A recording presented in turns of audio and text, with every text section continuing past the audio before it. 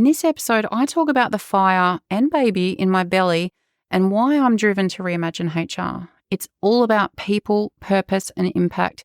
And without those three elements, I can't change the world. But I'm just HR, right? How could I possibly change the world? How could I change your world? Welcome to Reimagining HR with Trina Sunday, the rule-breaking podcast where we challenge our thinking and our current people practices. This podcast is for time-poor HR teams and business leaders who are feeling the burn, lacking laughs, and not feeling the love. I'm Trina, your host, and I'm here to cut through the BS, explore different ways of thinking, and create high-impact HR functions. Because happier, healthier organisations are better for our people and our bottom line. So if you are keen to flip traditional HR on its head, hit the follow or subscribe button so you're the first to know when new episodes drop. I'm here to help and also to shake things up. So let's get started. I returned to Australia in 2018 with a fire and baby in my belly to approach life and work differently. I had different perspectives on culture and wealth and happiness and success. I'd seen the results of leading with heart overhead and the impact we can have on individuals, teams, and whole communities. It was meaningful. I wanted my work to be meaningful, to create a legacy, not just for my kid, but for my profession.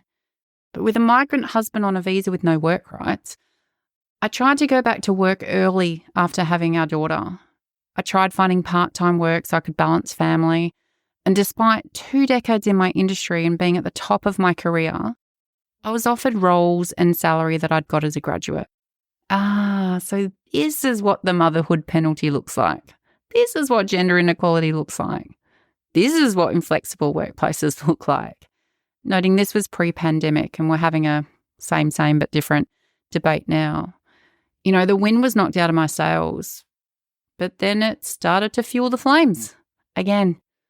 In Cambodia, I worked with global organisations doing phenomenal things for the world.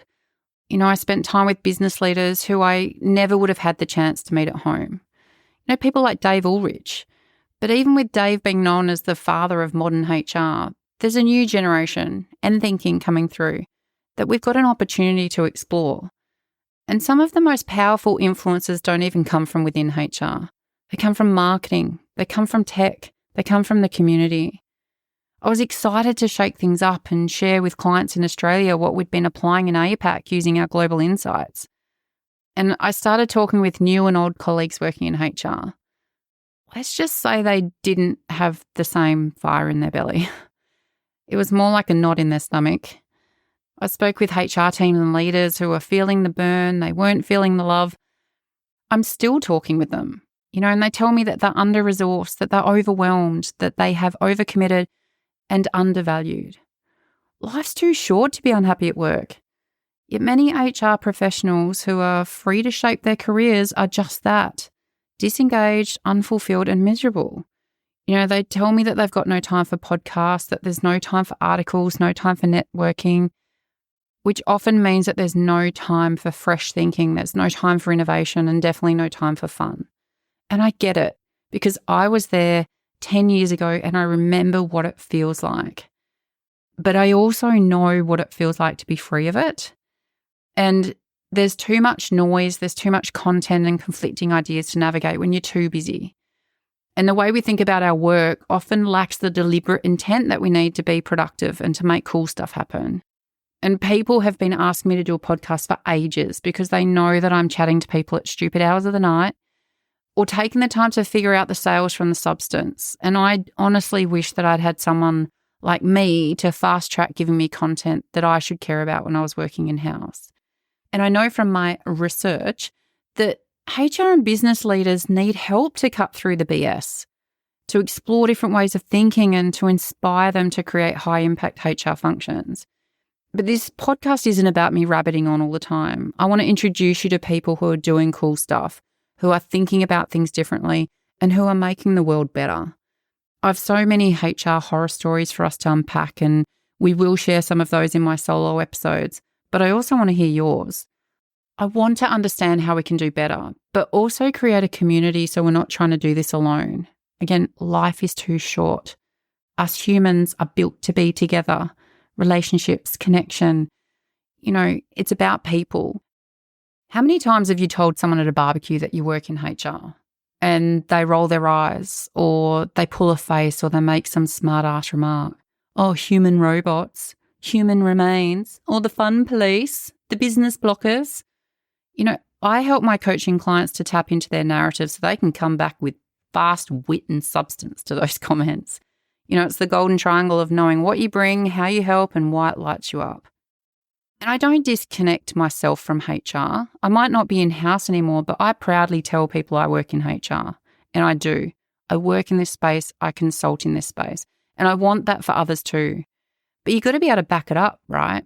And that's the opportunity that we have to level up. By the way, the worst question to ask someone at a barbecue or networking event is, what do you do? Boring.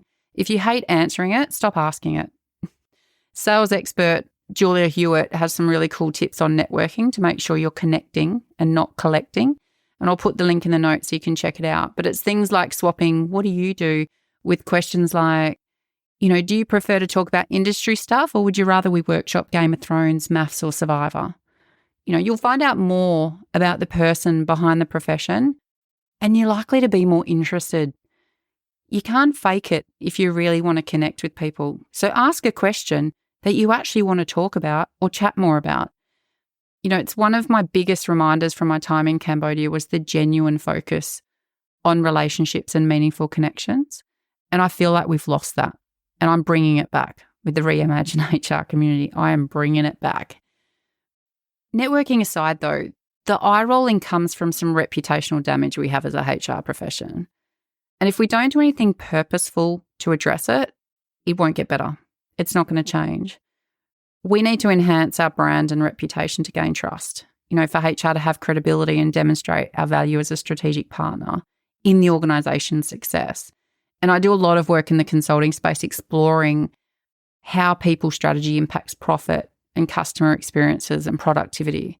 It's not the HR agenda, it's understanding the business agenda. And along the way, I've realised the opportunity to help HR teams to strengthen their business, commercial and strategic acumen so they can help organisations to achieve extraordinary things. Susan Colintuano has a great TED Talk on career advice you probably didn't get that explores it in more detail. She calls it the missing 33% that contributes to the gender pay gap. And given that so many HR leaders are women, it's probably what's stopping us from getting from the middle to the top. It's the missing link for CHROs stepping into CEO roles. Lena Nair is a great example of someone that's overcome this. She was the global head of HR for Unilever and she's now the CEO of Chanel. And she deliberately spent time in operations and she focused more on the business and the external community than she did on operational HR activity. And Lena Nair is actually just an inspirational human. And you know, I take the time to find those people so I can soak up their brilliance if I'm having a bad day. Her motto is lift as you climb. And that is hands down what I'm here to do through Reimagine HR, is to lift other people up as we all climb higher. But let's stay real here. I've had bad days. I have bad days. It is not all sparkles and rainbows over here at Reimagine HR, and we are not immune to the challenges and the barriers that you're experiencing in-house if you're working in HR. And we still find ourselves banging our heads against a brick wall or on occasion, you know, being immersed in Groundhog Day moments. But the key though, is mastering how to identify it early and reposition yourself so you don't get stuck. Being stuck is the antidote to happiness. Being stuck prevents personal growth and fulfillment. It stops our ability to pursue meaningful goals and experiences. So it ultimately leads to us stagnating and being unhappy and dissatisfied.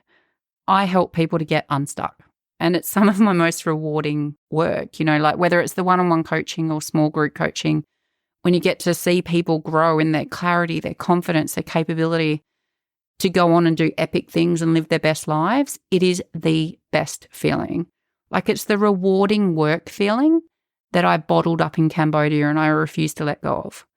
And you know how they say like finding joy in one aspect of life often leads to the discovery of more joy.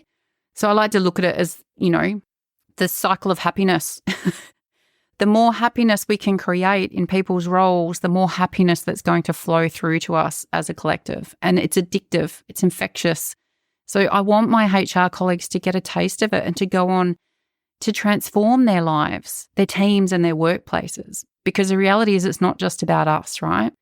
Happiness is a competitive advantage in business. It fuels performance, it fuels success. So reimagining HR means looking at the business landscape with a different lens. It means stepping into that role as a business strategist. We're not going to be engaged early in business discussions or decisions if we're not contributing to a business conversation. And we do some cool work with HR teams so they can get comfortable and confident in that space. It's game-changing. But you don't need a seat at the table because you're actively sought out for advice and insights to help solve business problems. And Natal Dunk's doing some great work on design thinking and agile HR to support us in addressing the real business problems our organisations face. And I've been working in that space for quite some time now, and it's a big part of our signature programs like the HR Breakthrough Experience. You know, I want HR teams to have breakthrough moments so they can fundamentally change the way they think about HR. You know, by definition, breakthroughs often come from moments of breakdown or adversity. We don't want that. But without that adversity, we don't have the mirror that's highlighting the potential for growth and resilience in those challenging situations. So in a workshop setting, we might create the safe space for considering the moments that challenge us the most and what we can learn from them and flip on its head. But often it's also the opportunity that comes from throwing out the HR rulebook and freeing our thinking from the shackles of the rules. You know, COVID gave us the most amazing platform to completely change the way we engage, manage and develop our workforce. So why have so many of us gone back? You know, gone back to the bureaucracy, the rigidity, the rules-based approach. You know, we can blame executive or organisational cultures, which are often underpinned by security and fear.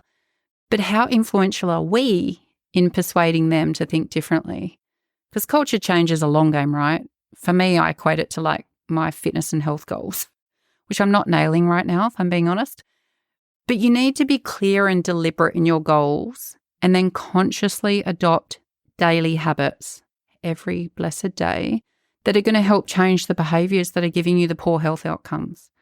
Organisations are the same. Boards and executives need to truly have a desire to change culture and to change their own habits and behaviours and commit to sacking that brilliant jerk who might bring in the most sales but also bring the most toxicity into your organisation, poisoning the productivity and morale of at least 20 people around them, if not more. No more brilliant jerks. Again, for those at the back, no more brilliant jerks. It takes courage though, right? And in those moments, a CEO needs their CHRO more than ever before, providing evidence of the negative impact on the culture, suggesting alternative solutions and ensuring fair and respectful process that's aligned to organisational values. But we're talking about real values, not those fake ones on posters that nobody actually recalls or lives by. I'm really conscious that in sharing all these reasons that I think we need to reimagine HR, that it can sound like I'm kicking my own profession in the guts. But that's not why I'm here. This podcast is, for me, an opportunity to explore what is happening in your world, not to talk about the world according to Trina. And this is only because it's early in the piece that I'm sharing my story to give you a platform to understand what's coming next. But it's also why I speak with global thought partners and seek out different insights, different to my own. The most important thing for me is the conversations, real conversations with real people about what works for them, what they're navigating, what they're trying and how it turned out. And I've said in previous episodes that I'm here to change the world. And while I've been told that that's a bit too much and over the top, it's why I'm showing up. It's about improving on the past to create a better future for HR, for our employees, for our companies, so they can promote kindness and empathy and understanding. And people might think that that's just all warm, fuzzy, nice to have stuff. It changes performance. It changes business performance. It impacts the bottom line. So those successful companies can then advocate for social justice, address inequality, protect the environment. Our workplace communities flow into our broader communities, right? And so we have an opportunity to foster collaboration and cooperation across all people. Too much? Heard that before. But not for me. But you do you, right? And you might not be setting out to change the world, no problemo. But you might want to improve your job. You might be interested in improving employee experiences. You might want to improve your brand and reputation. You might want to address the gender pay gap. Or you just might want to go home happier and with energy in the tank for the people who matter the most to you. And I'm here for all of it.